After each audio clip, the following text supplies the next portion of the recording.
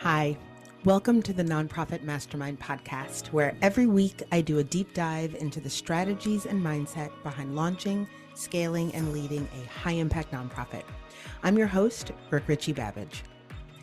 Working to make the world a more just and beautiful place is messy, complex, heart-wrenching, and ultimately deeply joyful and fulfilling work.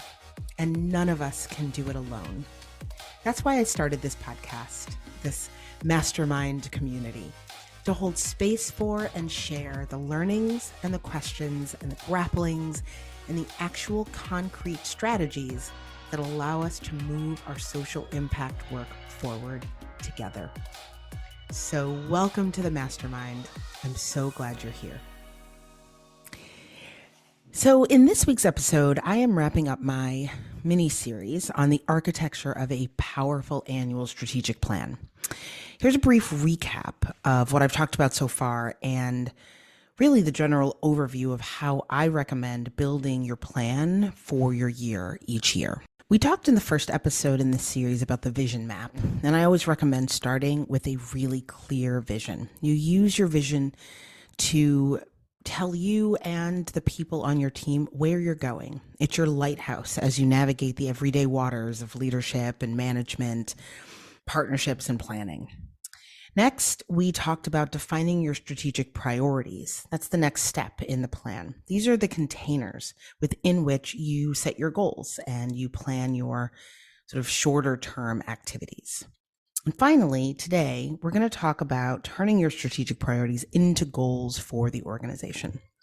Now, I'm focusing on goal setting, a simple framework for setting goals that will serve as the powerful link between your vision for impact and what you actually do every month and week and day. When you're bogged down by the messiness of running your organization, managing your team, working with your board, and all of the other things that you need to get done as a nonprofit leader, you want to really know that the activities you're spending money and time on, the tasks you're doing, etc., are directly linked to and will lead to the impact you care most about. Now, the way to do that is to make sure that your goals are grounded in your priorities. And when we talked last time about making sure that the priorities are grounded in your vision, that becomes the through line. So let's start with the definition.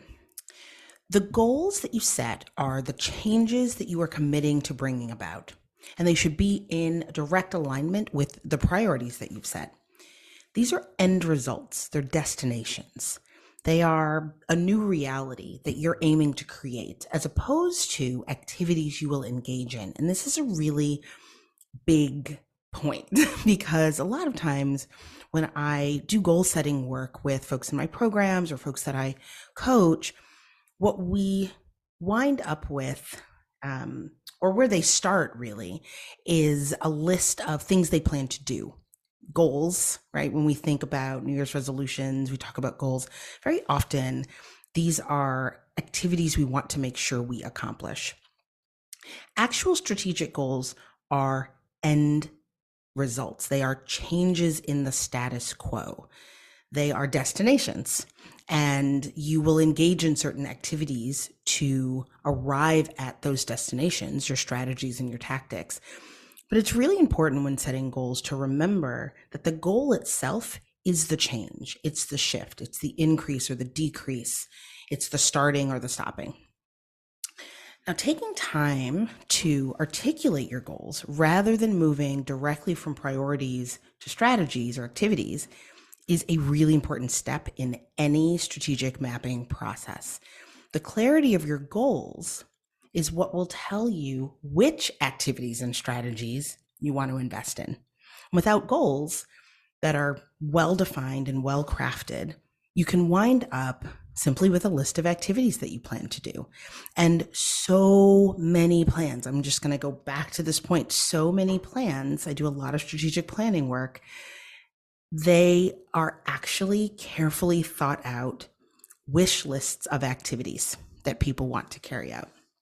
What makes your plan, whether it's a 3-year plan or an annual strategy plan, strategic is that it directs your resources and energy in particular directions. It forecloses options.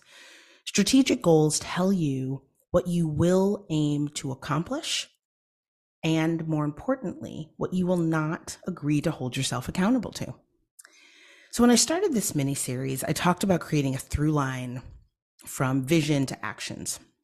And like I said, this is the final step. Your goals are where you get super concrete about what vision aligned success actually looks like in practice. Now, in order to do that, you want your goals to include certain elements, and I'm going to walk through those. First, you want your goals to be within your realm of control. What I mean by this is that it's not really a great idea to set goals that require things to happen outside of you, your organization, your team, your control, where you cannot make them happen, because then you can't know if you're going to achieve your goal. You have to set goals that are within your ability to achieve, right? They have to be things you can accomplish. So a great example is you do environmental work. You don't want to have a goal that speaks to bringing down greenhouse gas emissions, for example. Instead, you might want to have a goal around crafting and getting past a piece of legislation, right? Or advocating to pass a legislation, partnering with legislators to pass legislation. You want your goals to be things you can accomplish, change you can bring about. Second, they should be smart. Now, I know some of you may be rolling your eyes. I don't typically like jargony, overused acronyms like SMART. But one thing I've learned in this case, in the goal setting case with SMART goals, is that just because they're overused sometimes doesn't mean they're never right, these acronyms. And I think SMART is actually a really good example of that. For years, when I was working as a lawyer earlier in my career and creating strategy maps for the work we were doing, I avoided SMART. Every time I went to any kind of training or workshop, even when we were doing partnership work and people would start talking about, SMART goals, it felt like everything needed to be smartified, and that I was having to buy into this sort of planning speak that was more about sounding strategic than actually what we were going to do and how we were going to do it. But as I worked in spaces where I needed to not just set really great sounding, bold goals, but also actually had to achieve the goals, where I needed to set goals that could be communicated to other people on teams spread out across organizations around the country, even across sectors, where I needed to set goals that could be tracked, and really importantly, where the strategies needed to be tweaked and shifted over a year or two to make sure that we were staying on track to hitting our goal, I noticed something about the goals that actually worked, right? That checked all of these boxes. They were SMART. So in this mini training, I'm going to walk through, what SMART means and why it's so important for the goals that you set in your annual plan. So they were specific. A specific goal basically states what is to be achieved by whom, where, and when, whenever you can, right? It's write a book proposal for blank instead of write a book, right? What is the thing you're doing? It is sometimes implied who's doing it, but if there are partners that you are going to work with, if there is a space that is important, if there's a where that's important, then you really want that to go into the goal. Second, they have to be measurable. And this one's really important. You have to know if you have achieved the goal. And a really great rule of thumb is if you look at your goal statement and it wouldn't be clear to your 10-year-old cousin whether you have achieved the goal or not, like super clear without you having to explain anything. It's just obvious. Yes, you can check a box for that goal, or no, you can't without a lot of definitions and explanation. Then it isn't measurable.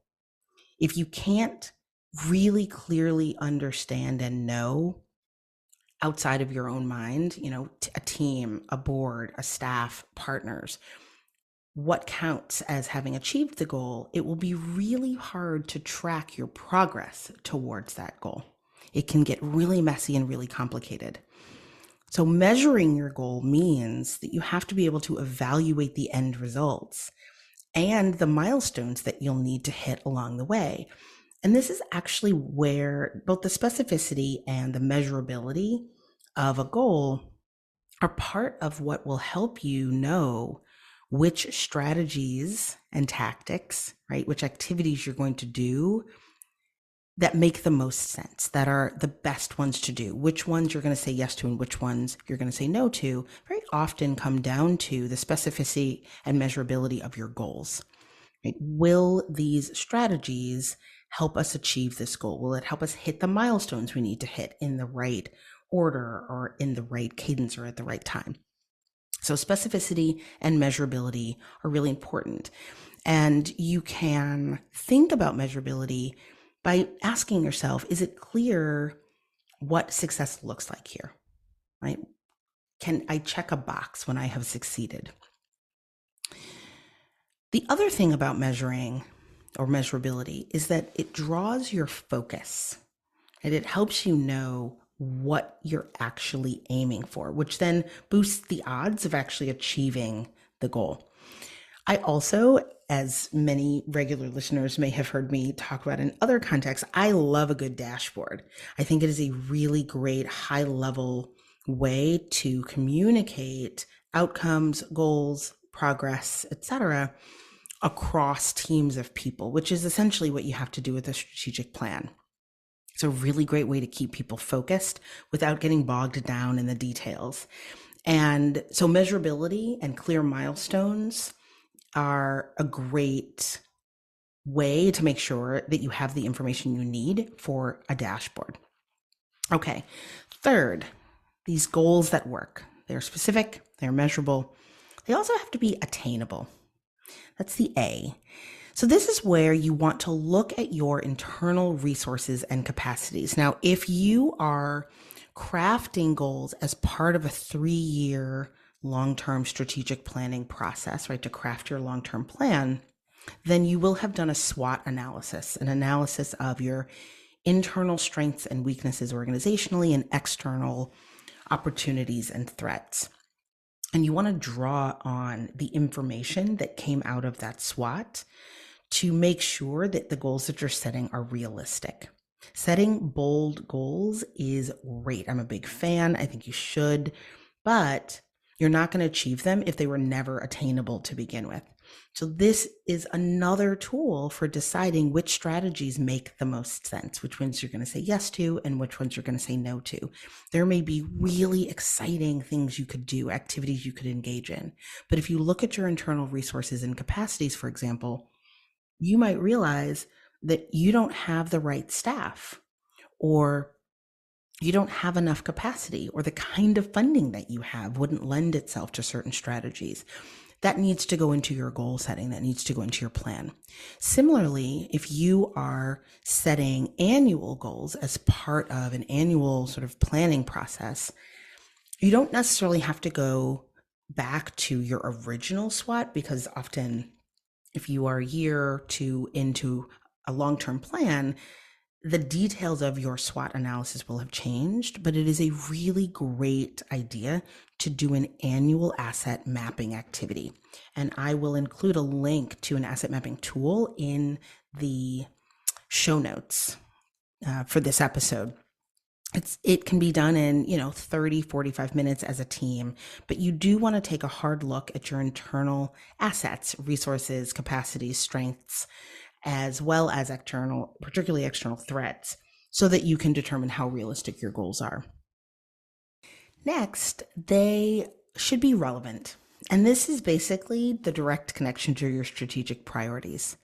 You want to make sure your goals are noticeably related to your core strategic priorities.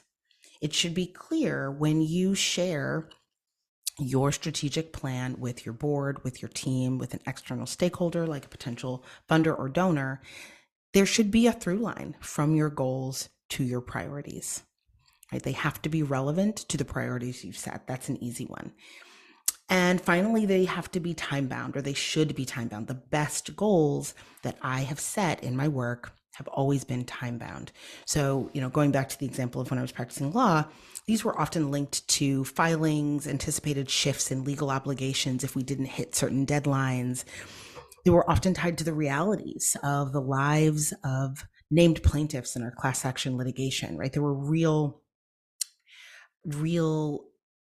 implications of goals not being met by a certain time. You won't necessarily always have those kinds of boundaries, right? Sort of to bind your time horizon, but it's really important, particularly for goals that are shared across teams or across levels of teams, that people understand and agree on, buy into deadlines. One of the things that I have seen undermine strategic plans really, really frequently is that everybody is bought into the plan, the vision, and the priorities and the goals, and they're really excited.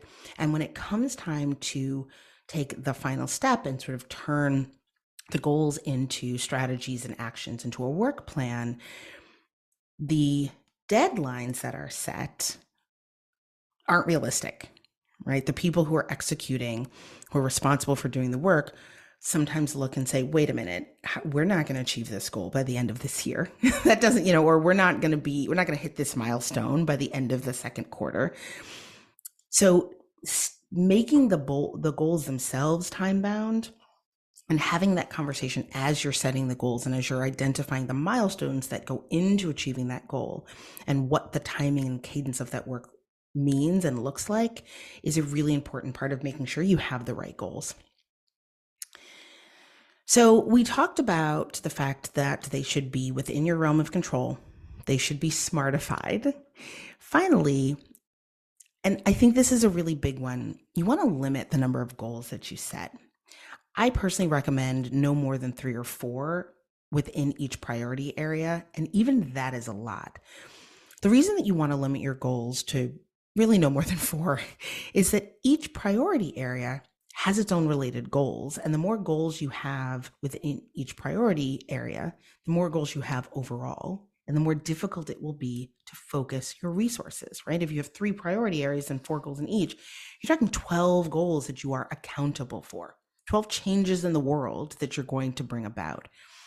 And when it's time to use your strategic plan as a fundraising tool, for example, you would need to be ready to talk about the how, right? What is the cost of the plan? And in some of the trainings that I do, I talk about turning your strategic plan into a strategic budget, which is a really important step in getting that plan funded, a realistic true cost budget, right? So the true cost of 12 goals and the strategies, the strategic how for how you're going to achieve those is really different than the true cost of 7 goals, right? The more goals you have, not that you shouldn't have 12 goals if that is actually if that reflects the work you want to do, but it is important to know and to think about and to grapple with the fact that the more goals you have, the more prepared you're going to need to be to map out a clear path to success for those goals. So when you're identifying your goals, the question you want to ask yourself to sort of come up with your list of goals depends on the time horizon of your plan.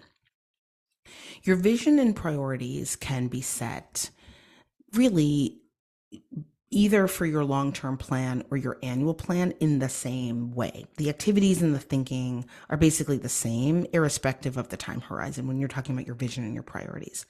But the questions to ask yourself when setting goals are slightly different if you're crafting your 3-year plan than if you're translating your 3-year plan into a 1-year plan. So let me tell you what I mean. For the 3-year plan, you want to ask questions that are linked to the information you've come up with in your plan, your SWOT, your vision, your priorities, right? What outcomes do we want to achieve in the next 3 years? What outcomes do we not want to hold ourselves accountable for? What do we want to be good at in 3 years? What do we want to be known for in 3 years? Right? Where are we seeing untapped potential in our programs? These are questions that allow you to set your goals over the course of years, right? They are goals that will take longer to achieve. They're really about sort of what changes are you going to bring about over time, right? Hence a long-term plan. For a 1-year plan, you actually want to make sure that the goals you set each year are rooted in and a reflection of your 3-year priorities and goals. So here, the question is based on what you are prioritizing for the next 3 years. What will we need to focus on and accomplish in the year to come to make sure we're moving in the direction of our plan?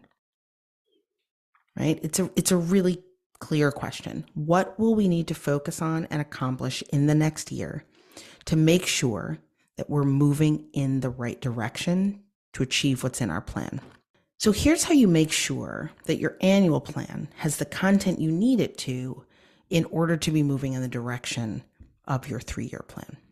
For each goal in your long-term plan, and I always recommend crafting your annual plan with your long-term strategic plan right there with you, right? As you and your team are building out your annual strategy map, strategy plan, whatever you call it, and you're setting goals for the year and you're deciding which strategies you're going to lean into and where you're going to look for funding and which board members you're going to bring on and what hiring you need to do, all of the things that go into an annual strategy plan, it's a really good idea to have your long-term plan with you and to ask yourself, what are the smaller milestones and benchmarks that we need to think about in this coming year that will keep us on track to achieving the 3-year goals we have in our long-term plan? And then of those milestones and benchmarks, which do we really need to focus on in the coming year, right? Which must happen. So the difference between sort of the goal setting questions and brainstorming that you do for a long-term plan and the goal setting and brainstorming that you do for a 1-year plan, or that with a 1-year plan, you really want the container within which you're setting your goals and thinking about what you're going to do to be your 3-year plan. That is another way of creating that through line from what you do every month, week, or day, right back to your strategic vision, right? When you make sure that each strategic choice you make is grounded in previous strategic thinking and choices. And that is most relevant when you are setting goals, things that you are going to be accountable for changing in the coming year. Ultimately, when you do it this way, your goals connect the dots between your vision and your strategies and your daily actions. You'll translate your goals into activities by asking, okay, if we know the specific, measurable, and attainable outcome we want to achieve in the next year, then what do we need to do to get there? Those are the activities. Those are the programs that you launch or close or lean into. Those are the partnerships. Those are the staffing models that you shift. Those are the things that you do. And they are grounded in the strategic questions that you asked about setting your goals, which are grounded in the strategic priorities, right? It all trickles right back up to your vision. That's the through line from your actions to your goals, to your priorities, to your vision. And I have to tell you, it's really powerful. Architecting your strategic plan, whether it's a 3-year plan or what we've been mapping out here, sort of a plan for a high impact year, doing it this way will absolutely help you stay out of the weeds and keep your eye on what you need to do organizationally and as a leader to stay on track to have the kind of impact you want to have. So that's my mini-series.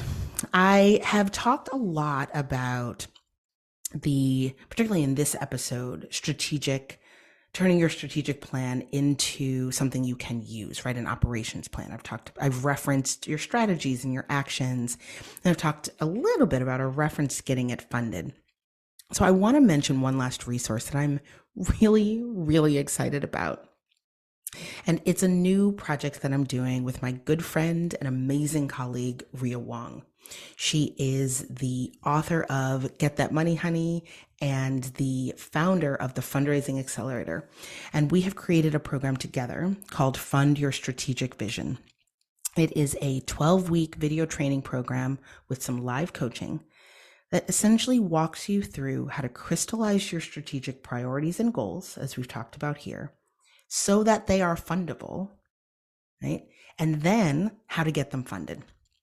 So if you'd like some more hands-on help, you can sign up for this new program. We are going live in January. The doors close for enrollment December 15th. You can learn more at link.riawong.com/fund.